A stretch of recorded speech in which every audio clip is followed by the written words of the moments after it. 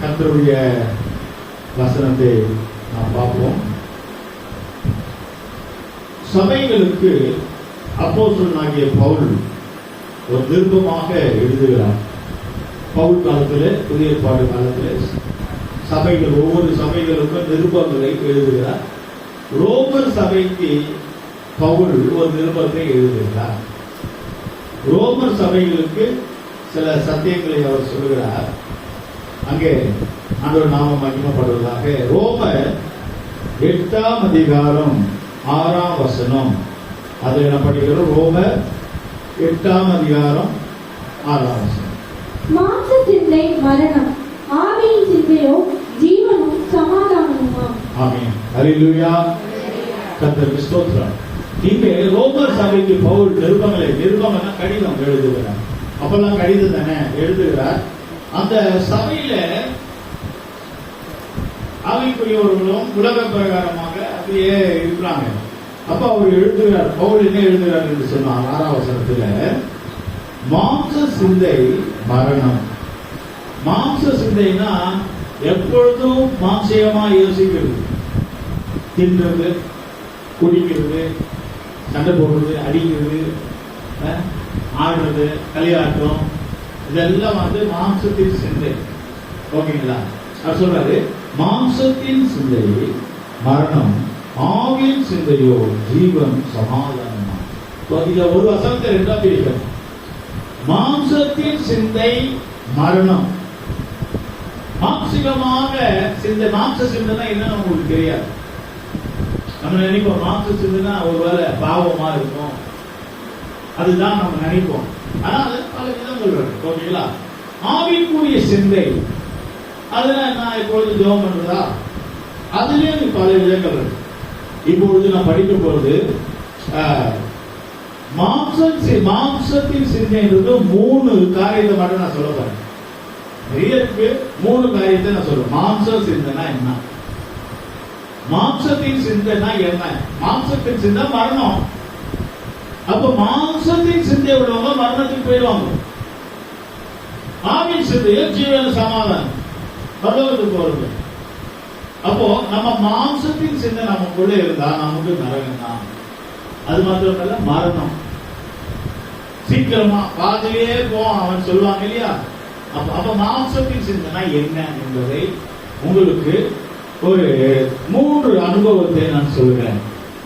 மாம்ச சிந்தையில 3 அனுபவத்தை மட்டும் நான் சொல்லுவேன். முதலாவதாக, மாம்ச சிந்தை என்று சொன்னால் வீணான சிந்தை. இது மாம்சத்துக்குரியது. வீணான சிந்தை என்று சொன்னால் கண்ணை மூடிட்டு இருப்பாங்க, யோசனை பண்ணிட்டே இருப்பாங்க. அங்க போறது, இங்க போறது, அங்க போறது, இங்க போறது. வீணான சிந்தையினாலே அநேகர் வீணா போயிட்டாங்க. ஏதோ யோசனை பண்ணுகிறது. வசனத்தின்படி பார்க்கலாமா? வீணான சிந்தை.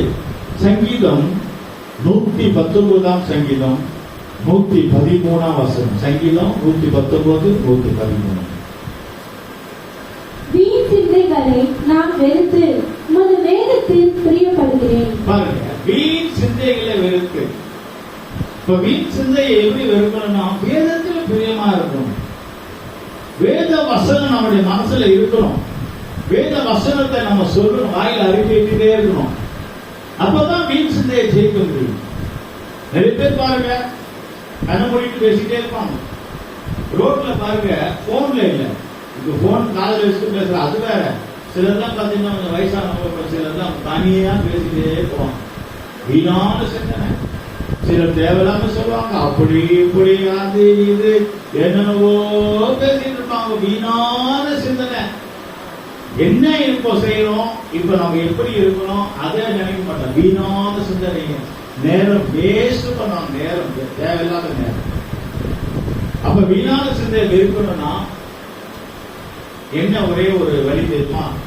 டாக்டர் கிட்ட போய் சொன்னா, டாக்டர் தூக்கமே வர மாட்டேது, ஒரே சிந்தனை வருதுன்னா அவர் என்ன பண்றாரு? ஒரு டேப்லெட் கொடுக்குறாரு. அதை கொடுத்த உடனே போட்ட உடனே தூங்குவாங்க. வீண் சிந்தையை வெறுக்கிறதுக்கு ஒரு டேப்லெட் டாக்டர் கொடுக்குறாரு. ஆண்டவரும் ஒரு டேப்லெட் கொடுக்குறாரு. ஏசப்பா கிட்ட போய் ஆண்டவர்கிட்ட போய் கத்தர்கிட்ட ஆண்டவரே வீணான சிந்தனை வந்து என்ன செய்யணும், அவரு ஒரு டேப்லெட் போடுறாரு. என்ன டேப்லெட்னா வீணான சிந்தனைகளை வெறுத்து உங்களுடைய வேதத்துல பிரியப்படும். அப்போ வேத வசனத்தை நாம் தியானிக்கும் பொழுது அதான் டேப்லெட், வசனம் தான் டேப்லெட். இந்த டேப்லெட் ஆகிய வேத வசனத்தை நாம் தியானிக்கும் பொழுது வீணான சிந்தனை நம்மளை விட்டு போகும். ஓகேங்களா? அப்ப வேதத்துல எப்படி எல்லாம் அப்படி இருக்கு. சிலர் பாத்தீங்கன்னா ரெண்டு மனசா இருக்காங்க. சபைக்கு போலாமா வேண்டாம், வேலைக்கு போலாமா வேண்டாம், படிக்க போலாமா வேண்டாமா, இதெல்லாம் ரெண்டு மைண்டா இருக்காங்க சிலர். அது எங்க நான் இங்க படிக்கும் போது 1 ராஜாக்கள் 18ஆம் அதிகாரம் 21ஆம் வசனம். 1 ராஜாக்கள் 18ஆம் அதிகாரம் 21ஆம் வசனம். அப்பொழுது எலியா சகல ஜனத்தண்டைக்கும் வந்து, நீங்கள் எந்த மட்டும் 2 நினைவுகளால் குத்தி குத்தி நடப்பீர்கள்.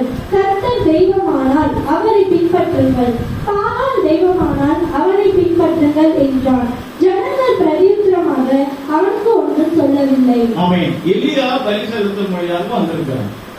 பாகால் நிறைய பேர் அதை பலி செலுத்தும்படியாக நிறைய பேர் வந்திருக்காங்க. அவங்க என்ன பண்றாங்கன்னா பாகால் தான் தெய்வம், பாகால் தான் தெய்வம்னு உருவத்தை உண்டாக்கி எல்லாம் பண்ணி இல்ல பாகால் தான் தெய்வம்னு சொல்றாங்க. ஆனா அவனுக்குள்ள அக்கினி வருமா வராதா, கடவுள் வருவாரான்னு அது ஒரு டவுட். ஆனா வாய் என்ன சொல்றான், பாகால் தான் பாகால் தான் பாகால் தான் சொல்றோம். ஒன்னும் வர மாதிரி இல்லை, ஒரு சாமியும் வர மாதிரி இல்லை. ஆனத்துல இருந்து ஒரு அக்கினியும் வரல. எலியா சொல்லுகிறான், பாகால் தெய்வம் வந்தால் பாகாலை பின்பற்று, தேவனாகி கர்த்தர் தேவனாக கர்த்தரை பின்பற்று. நீ அங்கேயும் ஒரு கால் இங்கேயும் ஒரு கால் வச்சுக்கிட்டீங்கன்னா நீ என்ன செய்ய முடியாது, அக்கினி வானத்துல இறந்து. இப்ப அதே எலியா இப்ப எப்படி ஜெபிக்கிறார் நான் சொல்லிட்டு அவர் என்ன சொல்ற, குந்தி குந்தி ஏன் நடக்கிறீங்க? யாருக்கா தெரியுமா குந்தி குந்தி நடக்கிறதுனா? குந்தி குந்தி நடக்கிறதுனா நிற்கவும் செய்யாமல் கீழே உட்காராம இப்படி நடப்பாங்க தெரியுமா? குந்தி குந்தி நடக்கிறது, குந்தி குந்தி நடக்குது. எவ்வளவு தூரம் நடக்க முடியும்? கால் வரைக்கும் இல்லையா, முட்டி வரைக்கும் இல்ல. ஒண்ணு கீழே உட்காரு, இல்ல எழுந்து நின்று. நீ உட்காரவும் செய்யாம நிற்கவும் செய்யாம குந்தி குந்தி நடக்கிற. அப்புறம் சொல்றாரு, பாகால் தெய்வமா பாகால் பின்பற்று, கர்த்தரை தெய்வமா கர்த்தரை. சிலருடைய நிலவரம் அப்படிதான் இருக்குது.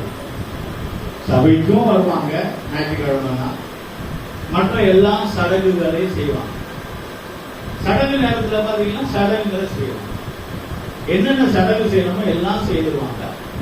அதே போல ஆராதனைக்கும் வருவாங்க. நீங்க அதையும் செய்துக்கிட்டு இதையும் செய்தீங்கன்னா வானத்துல இருக்கிற அக்கினி தேவ வல்லமை வராது. ஓகேங்களா? ஒன்று நீ இந்துவாவே போயிடு, இல்லைன்னா நீங்க அப்படியே பாகாலாவே போயிடு. இல்லையா நீ பைபிள் எடுத்துக்கோ, ஆண்டவரே பிடிச்சுக்கோ. புரியுதுங்களா? அப்ப சபைக்கு வரும்போது நம்ம என்ன பண்றோம்னா நம்ம கொஞ்சம் கவனமா வரோம். சபையில யாராவது ஏதாவது பார்ப்பாங்களா, செய்வாங்களா, பாஸ்டர் சொல்லுவாரான்ட்டு அதுக்கு சபைக்கு ஏற்ற மாதிரி நம்ம வருவோம். சபையை விட்டு வெளியே போகும்போது நம்ம என்ன பண்றோம், எல்லாம் நம்ம இஷ்டம் போல ஜீவிக்கிறோம். இஷ்டம் போல நம்ம என்ன செய்யறோம், வாழ்றோம், ஜீவிக்கிறோம், எல்லாம் பண்றோம். அப்போ அப்படியே இருந்து இப்படியும் இருந்தால் ஆண்டவர் நமக்கு என்ன செய்ய மாட்டாரு, உதவி செய்ய மாட்டார். வைராக்கியமா இருந்தீங்கன்னா கர்த்தர் நிச்சயமா இறங்குவார். 2 விதமான வேஷம் நமக்கு வேணும். 2 விதமான வேஷம் நமக்கு வேணும். உதாரணமா உங்களுக்கு ஒரு புரியுற அளவு சொல்றேன்.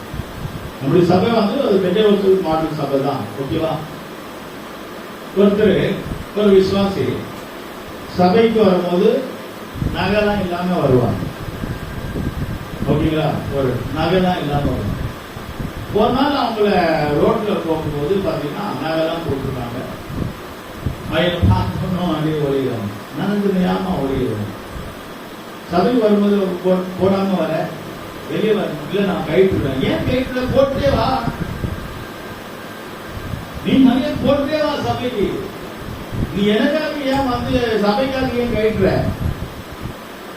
அப்படி செய்யாத. உங்களுக்கு போடணும்னா போட்டுடுவான். எப்போ உனக்கு நீ சரி வேண்டான்னு சொன்னா விட்டுரு, கர்த்தர் சொன்னா விட்டுரு. நீ அங்க போட்டுக்கிட்டு இங்க போடாம இருந்துட்டு அங்க போட்டுக்கிட்டு அந்த ரெண்டு மனசுல. அது மாதிரி ஒரு விசுவாசி சபைக்கு வருவாங்க. அப்ப நான் ஒரு இடத்துல வெளியே போயிட்டு இருக்கேன். ஒரு இடத்துல ஹாஸ்பிட்டல் போடும்போது அந்த விசுவாசி அங்க இருக்காங்க. நான் போய் அவங்களுக்கு சோத்திரம் வரணும் 10 நிமிஷம். அவங்களுக்கு சோத்திரம் கையெழுக்கல, சோத்திரம் பட்டியல கையெழுக்கிறாங்க. என்னன்னா குங்குமத்தோட குங்குமம் வச்சுக்கிட்டு இருக்காங்க. இதுக்கும் அபிஷேகம் இருக்கு, தானஸ்தானம் இருக்கு, திருவிழா ஒட்டு வைக்கிறாங்க, அதை குங்குமம் வைக்கிறாங்க. அதை வச்சுட்டு நான் ஏன் மாறிச்ச இல்ல பாசு எனக்கு பார்த்தோம்னா அழிக்கு. அப்ப மற்ற நேரத்துல நீ வைக்கிற, அப்புறம் இங்க நீ வைக்கிற. அப்ப இதெல்லாம் என்ன விஷயம்னா, நீ ஆண்டவருக்கு ஒரு விதமா ஜீவிச்சுட்டு ஆண்டவரை விட்டு வெளியே போகும்போது அந்த விதமா ஜீவிச்சுன்னா கர்த்தர் உனக்கு இறங்க மாட்டாங்க. இப்ப அந்த சொன்ன ஆசை வர முடியல, ஏன்னா விட மாட்டான் பிசாசு நம்மள வாழவும் விட மாட்டான், சாகவும் விட மாட்டான். வாழும் சாவும் கர்த்தரையில் இருக்கு. வாழ்வடைய மாட்டான், கர்த்தரையில் இருக்கு. ஆனா அவன் நம்மளுக்கு பிடிச்சிக்கிட்டு உயிரை வாங்கிட்டு இருப்பான். பூனை எலிய பிடிச்சிக்கிட்டு பாருங்க, அது குதுவரா இருக்கும். அந்த மாதிரிதான். அதான் எலியா சொல்றாரு, நீங்கள் குந்தி ஏன் நடக்கிறீங்க? ஒண்ணு நீ அப்படி போயிடு, நீ ஒன்னு அப்படி போயிடு, இல்லன்னா இப்படி வந்துரு. நீ இதுவும் இல்லாம ஏன் ஒரு குழம்பி போகாத, தெளிவா இரு. எலியா சொல்ற ஒரு சின்ன ஜபம் பண்ணார் இல்லையா, வானத்துல இருந்து அக்கினி இறங்கிச்சா, அக்கினி இறங்கி கர்த்தர் ஆசீர்வாதம். கரெக்டா நம்ம உண்மையா ஆண்டவருக்காக இருப்போம்னால் நமக்கு ரொம்ப நாளெல்லாம் இல்லை, 2 நிமிஷத்துல தேவன் ஆசீர்வதிச்சுவார். அல்லேலூயா. சரி, இங்க ரோமர்ல இன்னொரு வசனம் பார்க்கிறோம். ரோமர் 1ஆம் அதிகாரம் 21ஆம் வசனத்துல படிக்கும் போது, ரோமர் 1:21, அவர்கள் தேவனை அறிந்தும் அவரை தேவன் என்று மகிமைப்படுத்தாமலும் தோற்றறியாமலும் இருந்து. அவர்கள் தேவனை அறிந்திருக்கிறாங்க, சபையை அறிந்திருக்கிறாங்க, வசனம் தெரியும், எல்லாம் தெரியும். ஆனால் தேவனை ஆராதிக்காமல் ஜெபிக்காமல் விட்டுவிட்டால் தங்கள் சிந்தைகளினாலே வீணரானார்கள். தங்கள் சிந்தையினாலே சொன்னே மாம்ச சிந்தையினாலே வீணா போயிட்டாங்க. அப்புறம் உணர்வில்லாத அவர்களுடைய இருதயம், உணர்வு இல்ல. சபைக்கு வந்தமே, சத்தியம் கேட்டமே, வசனம் கேட்டமே என்ற ஒரு உணர்வு இல்லாமல் அவர்களுடைய இருதயம் இருள் அடைந்தது. பாத்தீங்களா, அவர்களுடைய இருதயம் இருள் அடைந்துச்சான். சபைக்கு வராது, ஆண்டவரை தெரியாம இருந்தானா ஓகே, ஆண்டவரை பத்தி தெரியாது, அவங்க கிறிஸ்டினே இல்ல ஓகே, அவங்க எப்படியோ போட்டு அது போகும். ஆனால் சத்தியத்தை அறிந்தும், வசனத்தை அறிந்தும், பாடல்களை அறிந்தும், சபைக்கு வந்தோம், சபையில சாட்சி சொல்லியும், திருவருந்து எழுந்தோம், அபிஷேகம் பெற்றோம், சபையில விசுவாசியா இருந்தோம், எல்லாம் தெரிஞ்சோம், ஒரு உணர்வே இல்லாமல் வாழ்கிறவர்களுடைய இறுதி எப்படி இருக்கா? இருள். ஒருத்தர் கேட்டாங்க, ஒருத்தர் சொல்றாங்க, என்கிட்ட சொல்லல, அப்படி கேள்விப்பட்டேன். அவங்க சபை விட்டு போய் அவங்க இந்துவாக மாறிட்டாங்க. அவங்க இப்ப நல்ல நகைலாம் போட்டிருக்காங்க. அவங்க நல்லா தானே இருக்கிறாங்க, போனவங்க நல்லா தானே இருக்கிறாங்க, நல்லா தான் இருப்பாங்க. பர்சனலா போய் கேளுங்களேன், அவங்க நல்லா வரும். எல்லாம் தெரிஞ்சும் வசனம் என்ன சொல்லிருக்கு? நான் சொல்லல, எல்லாம் தெரிந்தும் தேவனை அறிந்தும் மகிமைப்படுத்தாம இருதயத்தை கடினப்படுத்தினவர்களுடைய இருதயம் எப்படி இருக்கான்? இருள் அடைஞ்சிருக்கான். உண்மையா நல்லா இருக்காங்களா? கேட்போமே, உண்மையா நல்லா இருக்காங்களா? சில வருஷமாக ஒருத்தர் வரல, ஒரு விசுவாசி வரல, கேட்ட எப்படிமா இருக்கிற? நல்லா இருக்கிறாமா? அழுகுறாங்க. மாமா சபைக்கு சபை வரவும் கஷ்டமா இருக்கு. எல்லாரும் என்ன சொல்லுவாங்க? போயிட்டு தெரியுங்களா, அது வர கஷ்டம். யார் யார் என்ன சொல்லுவாங்க தெரியும். வராம இருக்க முடியல. ஜோமனுவியா சபையினாரு எல்லாம் தெரிந்தும், சத்தியத்தில் தெரிந்தும், வசனம் தெரிந்தும், பாட்டு தெரிந்தும், திருவருள் எடுத்து சபையில சாட்சியா இருந்து கர்த்தரை தெரிந்து ஆண்டவரை விட்டு விட்டால், இருதயத்தை நீ கடினப்படுத்தினால் உன் இருதயம் எப்படி ஆகுமா? இருளடைந்துடும். ஒரு பாஸ்டருடைய அப்பா அவர் நல்லா ஜபலாம் பண்ணாரு. ஆனா சாராயத்துக்கு ஒரு பிரச்சனை, ஒரு போராட்டம். லோக்கல்ல யாராவது குடிக்கும் போது யாராவது பார்த்துருவாங்க சாராய கடைன்னு சொல்லிட்டு ரொம்ப தூரமா ஒரு இடத்துல போய் ஒரு ஏரியாவில் போய் அங்க போய் சாராய கடையில நிக்கிறார். ஒரு பாஸ்டருடைய அப்பா. ஏன்னா இங்க லோக்கல்ல போனா என்னடா இது பாஸ்டருடைய அப்பாவே சாராய கடையில நிக்கிறாருன்னு எல்லாம் தப்பா விஷயம். அங்க போய் நிக்கிறாரு. அந்த ஒருத்தன் இன்னொருத்தர் அவன் ஒரு பின்மாற்றக்காரன். அவன் விசுவாசி. இங்க எங்கேயாவது குடிச்ச எவனா பாப்பான்ட்டு அவனை போய் ரொம்ப தூரத்துல வேலைக்கு போயிட்டு அங்க போய் நிக்கிறான். அந்த பாஸ்டர் அப்பா பக்கத்துல நிக்கிறான், இவன் பக்கத்துல நிக்கிறான். இவன் இருக்கு, இவன் ஜெபம் பண்றான். ஆண்டவரே சோதரா, ஆண்டவரே கடை மூடிடக்கூடாது. கரெக்டா கடை மூடுவாங்கல்ல 10 மணிக்கு. சாராய கடை 10 மணிக்கெல்லாம் மூடுவாங்க இல்லையா? கீழே நிற்கிறான். பாஸ்டர் அப்பா அவரு திரும்பி பார்க்கிறான். ராஜா இங்க சோதனம் பண்ற திரும்பி பார்த்தா இந்த பையன் என்ன மாமா இங்க நிக்கிற? அவர் என்ன வச்சா நீ இங்க நிக்கிற? வச்சா நீ சொல்லாத, மாமா நீயும் சொல்லாத, 2 பேரும் சொல்லாத. அப்போ இறுதியும் கடினப்படுத்தி அங்க நிக்கிற. இப்ப அவன் நிலவரை என்ன? இருளடைந்து வாழ்க்கை. அருமையானவர்களே, தெரியாம குடிக்கிறது அது ஒரு பக்கம், தெரிஞ்சு செய்கிறது தான். அப்போ இன்றைக்கு ஞாயிற்றுக்கிழமை தெரிஞ்சு நம்ம சபைக்கு வராம வீட்டுல இருக்கிறோம்ல, முடியாம இருக்கிறாங்க, உடம்பு முடியாம இருக்காங்க, அது வேற விஷயம். தெரிஞ்சு புருஷன் கிட்ட சண்டை போட்டு, மனைவி கிட்ட சண்டை போட்டு, வீட்டுல சண்டை போட்டு, கோபத்துல அது இது அது டென்ஷன்ல தெரிஞ்சு வீட்டுல இருக்காங்க பாருங்க. இருதயத்தை கடினப்படுத்தி இன்னைக்கு வரவே மாட்டேன் அப்படி இருக்கிறாங்க பாரு. அவங்களோட இறுதி எவ்வளவுமா இருளடையும் என்று சொல்லப்பட்டது. அருமையானவர்களே, இது என்ன சிந்தை? மாம்சத்தின் சிந்தை. முதல் பாயிண்ட், வீணான சிந்தையினாலே அநேகர் என்ன ஆயிட்டாங்க? எவ்வளவு பேரு பாருங்க, எத்தனை பேர் வராங்க போறாங்க, எத்தனை பேர் பார்க்கிறோம். எல்லாம் ஒண்ணு இல்லாத பேர். அரசியலே பாக்குறோம், எவ்வளவு பேர் வராங்க, எவ்வளவு பேர் போறாங்க. சினிமாலேயே எவ்வளவு பேர் வராங்க, எவ்வளவு பேர் போறாங்க. சபைகள்லயும் இதை பாக்குறோம், எவ்வளவு பேர் வராங்க, எவ்வளவு பேர் போறாங்க. ஆனா அப்படி இருக்கிற வீணான சிந்தனை, வீணா ஒண்ணுமே இல்லாம போயிடலாம், ஒண்ணுமே இல்லை, அட்ரஸ் இல்லாத போயிடலாம், வீணாய் போயிடலாம். வீணான சிந்தனை நமக்கு இருக்கக்கூடாது. இந்த மாதிரி சிந்தனை நமக்கு இருக்கக்கூடாது.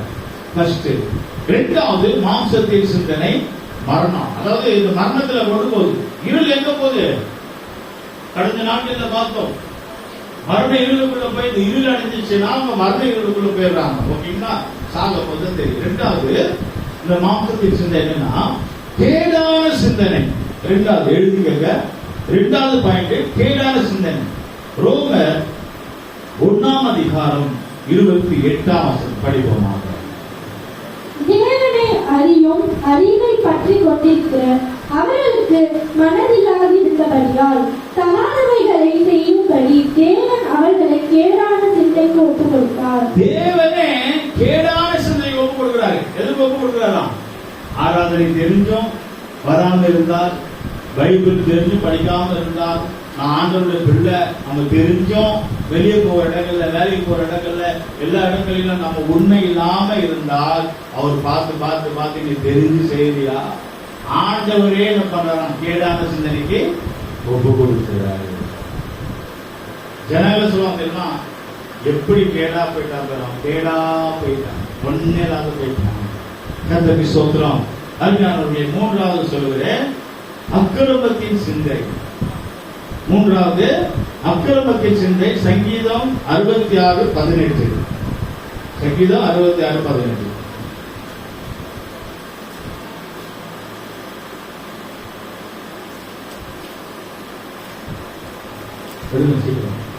என் இருதயத்தில் அக்கிரம சிந்தை சிந்தை கொண்டிருந்தேன். பாருங்க, ஃபர்ஸ்ட் சிந்தனை மனசுல இருக்கு. இப்ப இருதயத்துல அக்கிரம சிந்தை கொண்டிருந்தால் ஆண்டவர் எனக்கு செவி கொடார். ஆண்டவர் எனக்கு செவி கொடார். என்னுடைய இருதயத்தில் அக்கிரம சிந்தை இருந்துச்சுன்னா ஆண்டவர் நமக்கு செவி கொடுக்க மாட்டார். அக்கிரம சிந்தைனா என்ன என்பதை குறித்து நம்ம அதுல பார்த்துக் கொள்ளலாம். அப்ப அக்கிரம சிந்தனை இருந்துச்சுன்னா ஆண்டவர் பதில் கொடுக்க மாட்டார். நிறைய பேர் சொல்லுவாங்க, ஐயோ என் ஜபம் இன்னும் கேட்கல, என் ஜபம் என்ன கேட்கப்படல. இருதயத்தில் அக்கிரம சிந்தனை இருந்துச்சுன்னா நம்ம ஜபம் கேட்கப்படாது. நம்ம ஜபம் கேட்கணும்னா இருதயத்தை சுத்திகரிக்கணும். எலியா கூட செப்பனிட்டான் அந்த பலிபீடத்தை இல்லையா? அப்ப அது போல நம்ம ஜெபிக்க வரும்போதெல்லாம் நம்ம அறிக்கை செய்து சுத்திகரிச்சு நம்மளை ஒப்பு கொடுக்கும் போதுதான் இந்த அக்கிரம சிந்தை நம்மளை விட்டு போகும். இதெல்லாம் மரணத்துல கொண்டு போகுது. மாம்சத்தின் சிந்தை மரணம். இந்த 3 கூட்டத்தாரும் மரணத்துக்கு நேரா போறாங்க. 1 வீணான சிந்தை, 2 கேடான சிந்தை, 3 அக்கிரமத்தின் சிந்தை. இந்த 3 சிந்தை, இந்த 3 எண்ணங்கள் இருதயத்தில் அக்கிரமம் வைத்துக் கொண்டு இருப்பாங்க. இவங்க 3 பேரும் எங்க நேரா மரணம். பாவத்தின் சம்பளம் மரணம், நரகம். இவங்க சரி நரகம் இல்லாதனால நான் விளக்க முடியல. இன்னும் வசனங்கள் இருக்கு. இப்போ ஆவின் சிந்தையில வரும். பரலோகத்துக்கு போறவங்க, பரலோகத்துக்கு நரகத்துக்கு பார்த்தோம்னா பரலோகத்துக்கு போகிறவங்க சபையார் எப்படி ஜீவிக்கணும்? ஆவின் சிந்தை உள்ளவர்களா ஜீவிக்கணும். சபையில் இருக்கிற விசுவாசிகள் ஃபர்ஸ்ட் ஏக சிந்தை உள்ளவர்களாய் ஒரு மனத்தோடு நாம் இருக்கணும். பிலிப்பியர் 3ஆம் அதிகாரம் 16ஆம் வசனம். பிலிப்பியர் 3ஆம் அதிகாரம் 16ஆம் வசனம். ஆகிலும் நாம் எதுவரையில் தேடி இருக்கிறோமோ அது முதல் ஒரே ஒழுங்காய் நடந்து கொண்டே ஒரே சிந்தையா இருப்போம். ஒரே சிந்தையா இருப்போம். சபையில ஒரே சிந்தையா இருந்து பழகிட்டோம்னா நம்ம வீட்டுல ஒரே சிந்தையா இருக்கலாம். சபையில ஒருவருக்கு ஒரு பிரைஸ்லாம் சொல்றோம். கை கொடுக்கணும் கூட பரவாயில்ல. முகத்தை பார்த்து சிஸ்டர் சோதரம், பிரதர் சோதரத்துக்கு ஒரு மனம், அந்த ஒரு மனம் இருந்துச்சுன்னா ஆண்டவர் இறங்குவார். அதுதான் பெந்தேகோஸ்தே என்ற நாள் வந்த போது எல்லாரும் ஒருமனப்பட்டார்கள். எத்தனை பேரு? 120 பேர். அப்போஸ்தலர் 2ஆம் அதிகாரம் 1ஆம் வசனத்தில் வசனம் எழுதி கொடுங்க, படிக்க வேண்டாம். அப்போஸ்தலர் 2:1 பெந்தேகோஸ்தே என்ற நாள்ல எல்லாரும் ஒருமனப்பட்டு இருக்கும் போது ஆவியானவர் என்ன செய்தாராம்? இறங்கி வந்தார். கர்த்தர் உங்க வீட்டுல வரணும்னா உங்க வீட்டுல நீங்க ஒருமனமா இருக்கணும். ஒருத்தர் ஜபம் பண்ண சொன்னா அப்போ ஐயோ மணி 7:30 சீரியல் ஞாபகம். ஐயோ அது போயிடுமே. ஜபம் அப்புறம் கூட பண்ணலாமா? சீரியல் போயிட்டாலும் செய்ய முடியாது. அடுத்த நாள் தான் வரும் போராட்டம். சீரியல் பாக்குறதா, நாடகத்தை பாக்குறதா, ஜபம் பண்றதா? ஜபம் எப்போதாலும் பண்ணிக்கலாம். அப்போ ஒரு ஆள் ஜபத்துல இருந்தா ஒரு ஆள் சீரியல். புரிஞ்சுங்களா? அப்ப அந்த மாதிரி ஒரு மனம் இல்லாவிட்டால் ஆண்டவர் என்ன செய்ய மாட்டாரு? இறங்க மாட்டாரு. ஏக சிந்தை உள்ளவர்களாய் ஒரே சிந்தையாய் இருப்போம். நம்ம வீட்டுல இருப்போம், சபையில கூட ஒரே சிந்தையா இருப்போம். ஊழியக்கார் நடத்திருப்பாங்க, ஏதாவது சொன்னா ஓ அப்படியே நம்ம அதை செய்ய போட்டா ஒரே சிந்தை, ஒரே எண்ணம் தான். எல்லாரும் ஒன்னா யோசிக்கிறோம். ஓகேங்களா? அப்ப நம்ம எல்லாரும் ஒரே யோசனையா இருந்தா கர்த்தர் நம்முடைய சபையில இறங்குவாங்க. அல்லேலூயா. வீட்லயும் ஒரே சிந்தையா இருந்தா கர்த்தர் நம்ம வீட்டுல ஆண்டவர் இறங்குவார். ஓகேங்களா? கர்த்தருக்கு ஸ்தோத்திரம். அதுபோல அடுத்ததாக 2வது பார்க்கும்போது 2வது பாயிண்ட் ஆவின் சிந்தையில 2வது சிந்தை கிறிஸ்துவின் சிந்தை. கிறிஸ்துவின் சிந்தை சொன்னா இயேசுவுடைய சிந்தை. எப்படி கிறிஸ்துவின் சிந்தை? அங்கே படிக்கிறோம் கிறிஸ்துவின் சிந்தை 2வது பாயிண்ட் பிலிப்பியர் 4ஆம் அதிகாரம் 7-8ஆம் வசனம். பிலிப்பியர் 4:7-8. அப்பொழுது எல்லா புத்திக்கும் மேலான தேவ சமாதானம் உங்கள் இருதயங்களையும் உங்கள் சிந்தைகளையும் கிறிஸ்து இயேசுக்குள்ளாக காத்துக்கொள்ளும். கிறிஸ்து இயேசுக்குள்ளாக காத்துக்கொள்ளுங்க. நம்ம சிந்தனை எல்லாம் எப்படி வரணுமா? யாருக்குள்ள? கிறிஸ்து இயேசுக்குள்ள. எல்லாரும் ஒன்றாய் தேவ சமாதானத்தோட ஐக்கியத்தோட யாருக்குள்ள வரணுமா? கிறிஸ்து இயேசுக்குள்ள வரணும். ஓகேங்களா? கிறிஸ்து இல்லாம நம்ம வேற எதையும் பெற்றுக்கொள்ள முடியாது. சமாதானம், சந்தோஷம், நிம்மதி எல்லாமே கிறிஸ்துவ தான். இயேசு இல்லாம ஒண்ணும் கிடையாது. இயேசுவோட நானே வழி, நானே சத்தியம், நானே ஜீவனமாக இருக்கேன். இயேசு இல்லாம நமக்கு சமாதானம் இல்ல, இயேசு இல்லாம விடுதலை இல்ல, ஏசப்பா இல்லாம எதுவுமே இல்ல. எல்லாமே நம்ம ஏசப்பா மூலமா தான். அவரே சொல்றாரு, என்னை இல்லாமல் ஒருவனும் பரலோகத்துக்கு போக முடியாது. இப்ப இயேசு தான் நம்முடைய ஹீரோ. நம்முடைய ஹீரோல யாரு? ஏசப்பா தான் நம்முடைய ஹீரோ. அவர் மூலமா தான் எல்லாத்தையும் பெற்றுக்கொள்ள முடியும். ஏசப்பா இல்லாம நம்ம எதையும் பெற்றுக்கொள்ள முடியாது. ஒரு சுகத்தை அவர் மூலமா பெற்றுக்கொள்ளும், ஒரு ஆசீர்வாதத்தை, ஒரு காரியத்தை அவர் மூலமாய். எல்லாம் ஜெபம் பண்ணிட்டு, எல்லாம் சுத்தி அடிச்சு ஜெபம் பண்ணிட்டு, கன்னியாகுமரி டு காஷ்மீர் இருக்க ஜெபம் பண்ணுவோம். ஜெபம் பண்ணிட்டு கடைசியா என்ன தெரியும் சொல்லுவோம்? இயேசுவின் நாமத்தினாலே வேண்டிக் கொள்கிறோம். எங்க பண்றாங்க? எல்லாம் சுத்தி இயேசுவின் நாமத்தினாலதான் பிதா வீட்டே போகும். இயேசு இல்லாம பரலோகம் போக முடியாது. இயேசு இல்லாம எங்கேயும் ஒண்ணும் பண்ண முடியாது. ஓகேங்களா? இயேசு மூலமா தான் பெற்றுக்கொள்ளும். இப்ப இங்கேயும் கூட அப்போ ஆவியின் சிந்தை என்ன சொன்னா? கிறிஸ்துவின் சிந்தை. கிறிஸ்துவின் சிந்தனை இயேசுவை போல யோசிக்கிறது, இயேசுவை போல பேசுறது, இயேசுவை போல நடக்கிறது. அதான் கிறிஸ்தவர்கள். கிறிஸ்தவர்கள் பார்மா நல்லா அந்த பொண்ணு எப்படி இருந்துச்சு, இப்ப பார்மா நல்லா வெள்ளை ட்ரெஸ் போட்டு பைபிள் எடுத்துட்டு போறா. ஏசப்பா பிள்ளை ஆயிட்டாலாமே.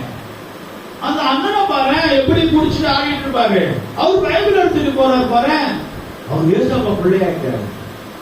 அப்போ ஏசப்பா மூலமா, இயேசுவின் மூலமா எல்லாமே மாற்றங்கள்.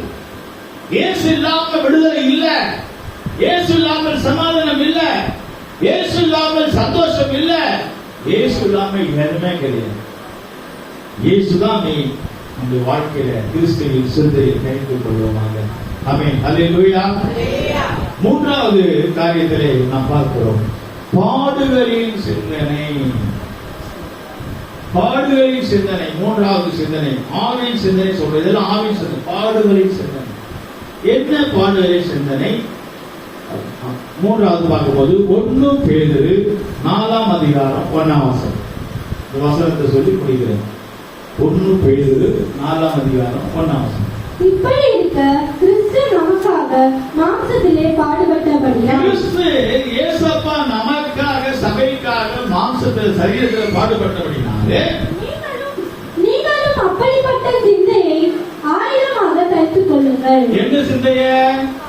பாடுகளின் சிந்தையை ஆயுதமாக தரித்துக் கொள்ள வேண்டும். நம்முடைய ஆயுதம் எப்படி போலீஸ்காரர் லட்டியோடு இருக்கானோ, எப்படி போர் சேவர் கத்தியோடு இருக்கானோ, எப்படி துப்பாக்கியோடு இருக்கானோ, நம்முடைய ஆயுதத்தை நம்ம கையிலே வச்சுக்கணும்.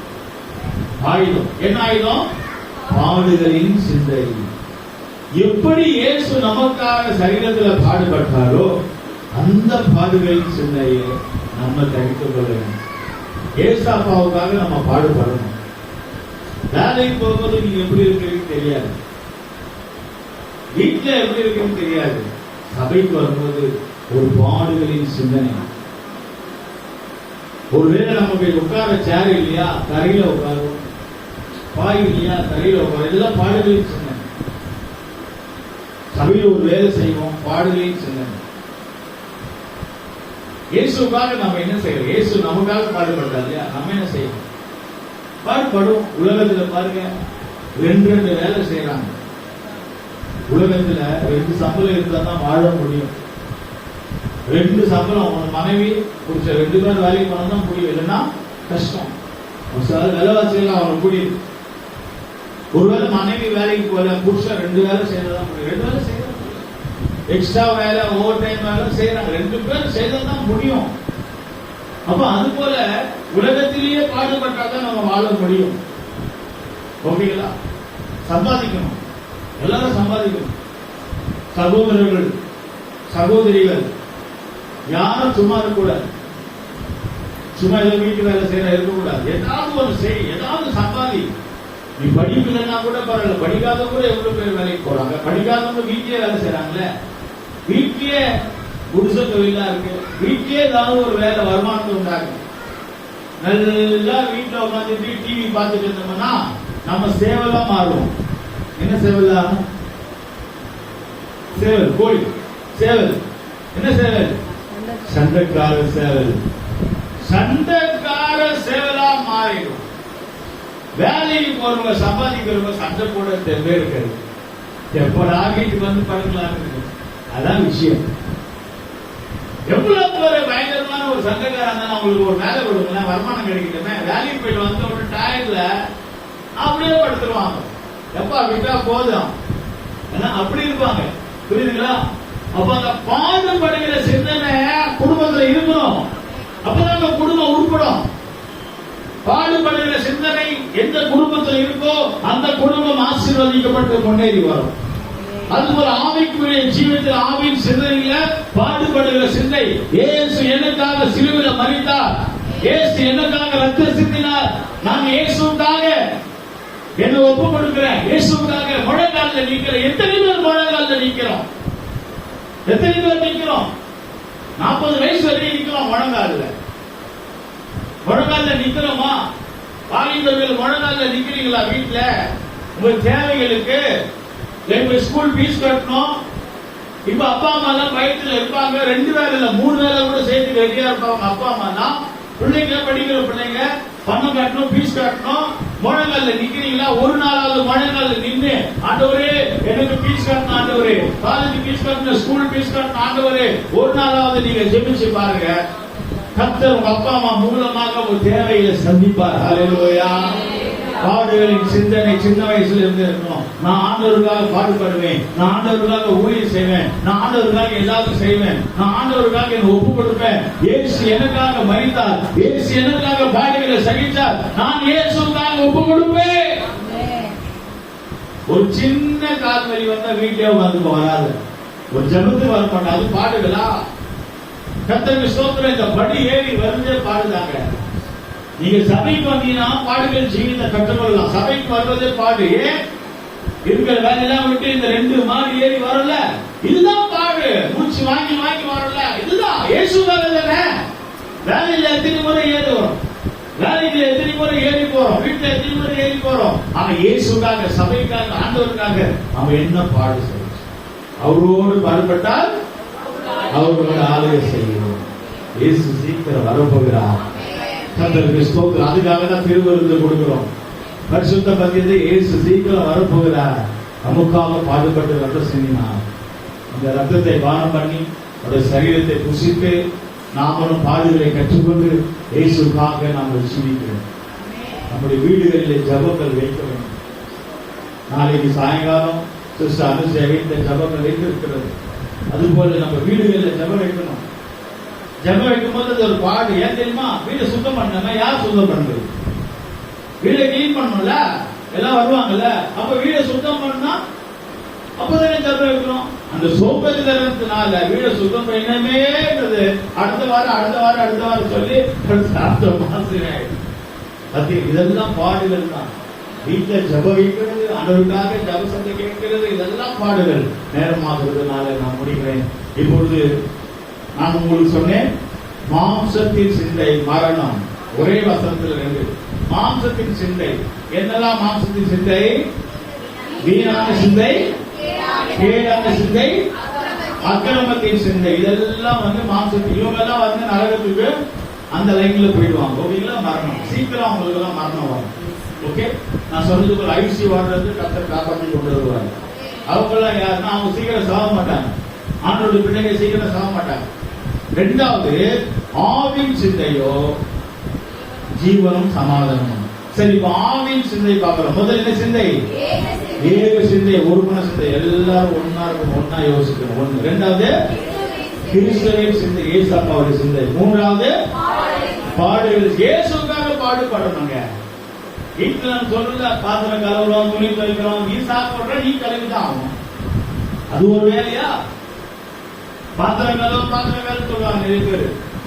நீ திரும்ப நீ பாத்திரம் கழுவிதான் ஆகணும். யாரோ சாப்பிட்டு நீ பாத்திரம் கழுவுற, நீ சாப்பிட்டு நீ பாத்திரம் கழுவுற. துணி துவைக்கணும். யாருடைய துணி? பகிட்டு வீட்டுக்கார துணி துவைக்கிறியா? யாருடைய துணி துவைக்கிற? நம்ம போட்ட துணியை நம்ம துவைக்கிறோம். துணி துவைக்கிறோம், பாத்திரம் சொல்லி எந்த ஜபதம் வந்து கிடையாது. எந்த ஊழியில, எந்த ஜபையில ஒரு பாடியில ஒரு கஷ்டத்தை கேட்டா ஐயோ வீட்டுல எவ்வளவு வேலை, வீட்டுல எல்லாரும் தான் வேலை, யாருக்கு தான் வேலை இல்லை. யாருடைய வீட்டுல யாருக்கும் வேலை இல்லை, எல்லாருடைய வீட்டுல எல்லாருக்கும் வேலை தான். ஆனால் அது இல்லாமல் இயேசுக்காக என்ன செய்கிறார்? இயேசுக்காக பாடுபடுகிறாயா?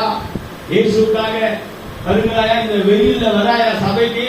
இந்த வெயில்ல வருது பாடுதான், இந்த படியை வருது பாடுதான், இப்ப போய் வீட்டுல போய் சாப்பாடு செய்யணும்ல, அதெல்லாம் பாடுகள் தான், எல்லாம் பாடு. உன் வீட்டுல இருக்கிறவங்க கேட்பாங்க, எதுக்கு ஓடுற, சும்மா வார வாரம் ஓடுற, இவ்வளவு சீக்கிரம் ஓடுற, இவ்வளவு லேட்டா வாங்க கேட்பாங்க, அது பாடுதான், எல்லாம் பாடுதான். யாருக்காக இதெல்லாம்? இயேசுக்காக. இயேசுக்காக நாம் பாடுபடுவோம், அவரோடு ஆளுகை செய்வோம். இயேசு சீக்கிரம் வரப்போகிறார். கண்களை மூடுவோமாக. ஆண்டு